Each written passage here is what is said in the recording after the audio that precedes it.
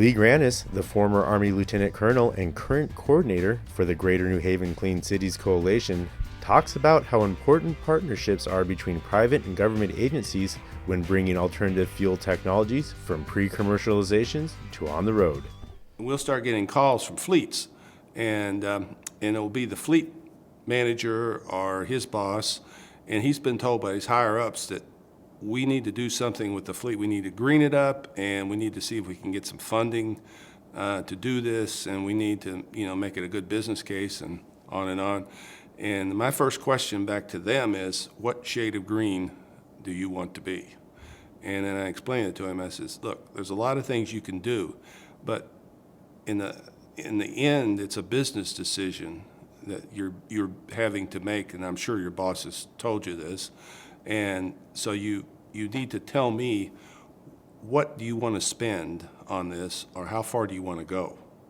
You can do everything from, putting aerodynamic doodads on your vehicles to make them run better in the wind, save fuel, to idle reduction, to and that can include tires, that can include putting devices on there so you can check the drivers on how long they idle the vehicles, to changing the fuels. You can go from diesel to biodiesel, which is biodiesel is a drop-in fuel. You can just take it and put it in the tank. You don't have to really do anything other than if it's an old vehicle, you better watch out because it's going to clean it right out. Or if you want to even spend more money and do a bigger thing, is going to CNG possibly.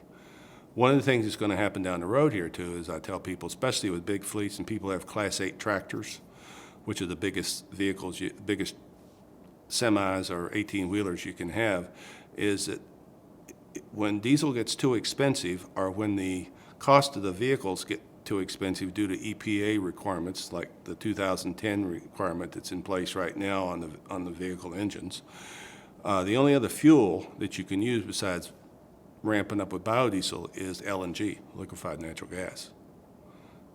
And so then we go into a whole dialogue about what that's about. And we're going to start the first LNG fleet in the eastern United States as part of our grant, bringing 18 tractors into Bridgeport, Connecticut this fall. The military is a mission-oriented organization, and money is not the main factor. But when you get out of the military and get into civilian life and into the business world, the number one driving factor is money. So you have to change your planning dynamics. That's the biggest difference. And there's a whole different set of ethical values.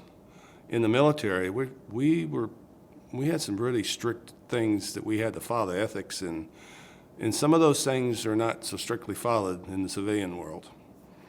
And so you have to play around there. And it took me a long time to get over that. People would lie to you and do things and cheat and steal and that. We didn't have that in the military. Some of the things that civilians do today that are accepted, you could go to jail for in the military. I mean, so that was and it took me a long time to get over that. I like doing the Clean Cities thing because I'm my own boss, basically. I do what I want to do, when I want to do it, pick the projects, and the people that we bring into the projects, we got a lot of latitude on that too. We're not force-fed people.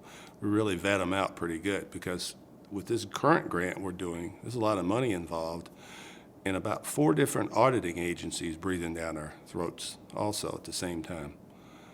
Plus, the White House has given us constant directives on how to be transparent with this thing.